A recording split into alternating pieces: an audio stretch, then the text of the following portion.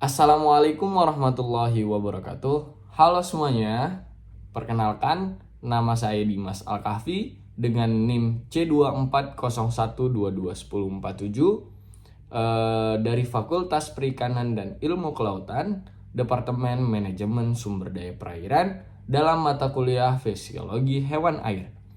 Jadi pada kali ini berikan kesempatan kepada saya untuk menjelaskan sebuah micro teaching, yaitu tentang pengukuran laju pengosongan isi lambung dan kecernaan pakan secara in vivo dan in vitro. Sekaligus saya akan mempresentasikan hasil dari infografis yang telah saya buat nanti. Untuk materi yang pertama, teman-teman, di sini tentang pengukuran laju pengosongan isi lambung, yaitu yang berperan adalah organ lambung, yaitu di mana lambung yang memiliki fungsi sebagai tempat menampung dan mencerna makanan itu sendiri. Untuk bentuk anatomis lambung di sini yaitu ada lambung memanjang, itu ikan karnivora sejati, lambung kantung, ada ikan teleostei omnivora. Untuk lambung keka yaitu ikan Polypterus amia aguela. Nah, di lambung sendiri di sini merupakan salah satu tolak ukurnya yaitu Index of Starch Content, di mana nilai atau yang biasa kita sebut ISC menunjukkan tingkat kepenuhan isi lambung itu sendiri. Nilai ISC untuk setiap jenis ikan dapat berbeda-beda. Demikian juga untuk suatu jenis ikan tertentu. Nilai ISC dapat berubah dari waktu ke waktu. Nah, laju pengosongan lambung sendiri itu ditentukan untuk mengetahui frekuensi pemberian pakan yang tepat dalam upaya untuk memaksimalkan pertumbuhan dari organisme itu sendiri. Faktor yang mempengaruhi biasanya yaitu ada suhu, salinitas, jumlah dan kandungan nutrien makanan yang diberikan, lalu ada oksigen terlarut. Nah, untuk teman-teman semua, kita berlaju kepada kecernaan pakan secara in vivo dan in vitro. Kita mulai dari pengertian pencernaan terlebih dahulu, yaitu pencernaan merupakan proses penyederhanaan makanan melalui mekanisme secara fisika dan kimiawi. Tujuan dari pencernaan yaitu merupakan mengubah makanan dari senyawa yang kompleks menjadi senyawa yang sangat sederhana.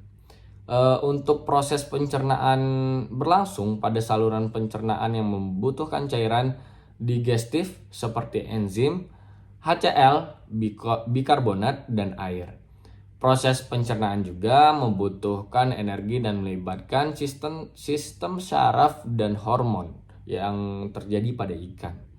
Pencernaan terdiri atas dua mekanisme, yaitu secara mekanik. Secara mekanik ini saat makanan itu ada pada mulut. Untuk pencernaan secara kimiawi ketika makanan itu menghasilkan sari dan diserap oleh enzim-enzim di dalam tubuh ikan. Pencernaan kimiawi tadi yang seperti saya jelaskan, lalu ada juga beberapa enzim dalam pencernaan. Enzim yang biasanya mempengaruhi yaitu ada yang sesuatu enzim. Aktivitas enzim selama proses pencernaan dipengaruhi oleh beberapa hal, yaitu pertama ada pH dan suhu, ada jumlah dan konsentrasi enzim, ada jumlah pakan dan aktivator. Contoh enzim pencernaan yaitu ada enzim pankreas, papain, bromelin, dan pepsin. Nah, jadi kemarin saya telah membuat sebuah infografis tentang laju pengosongan isi lambung dan pencernaan secara in vivo dan in vitro pada ikan, yaitu berlandaskan penelitian dari Kusumawati dengan judul laju pengosongan isi perut pada ikan kerapu kansir sebagai informasi awal dalam penentuan manajemen pemberian pakan. Nah, Untuk laju pengosongan lambung, yaitu di mana makanan telah dicerna oleh lambung, dikeluarkan menuju usus untuk proses pencernaan selanjutnya.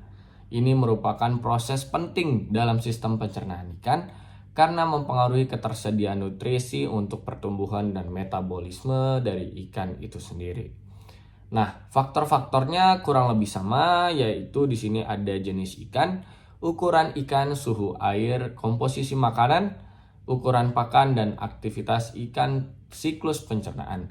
Di mana faktor ini bisa sangat mempengaruhi, yaitu mulai dari jenis ikannya seperti apa, lalu ukuran ikannya kecil atau besar, untuk suhu air apakah dia berada di laut lepas atau di aliran air tawar seperti itu. Untuk komposisi makanannya juga sangat mempengaruhi untuk dari laju pengosongan isi lambung itu. Misalkan dia omnivora dan misalkan dia herbivora. Di mana di sini juga bisa kita lihat perbedaannya. Di mana ikan herbivora itu memiliki usus yang lebih panjang daripada ikan omnivora maupun karnivora.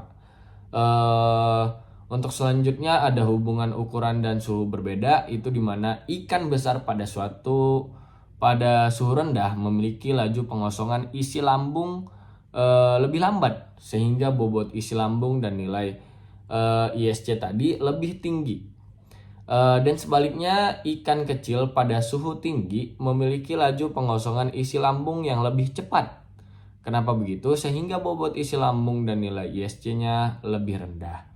Untuk hubungan bobot isi dan nilai ISC, di mana bobot material isi lambung meningkatkan bobot lambung itu sendiri. Bobot lambung yang lebih besar menghasilkan nilai ISC yang lebih tinggi, menunjukkan kepenuhan lambung yang lebih besar juga. Untuk hubungan yang terakhir, di sini ada hubungan ukuran dan suhu yang berbeda. Ikan besar lambat mengosongkan isi lambung, ikan kecil cepat.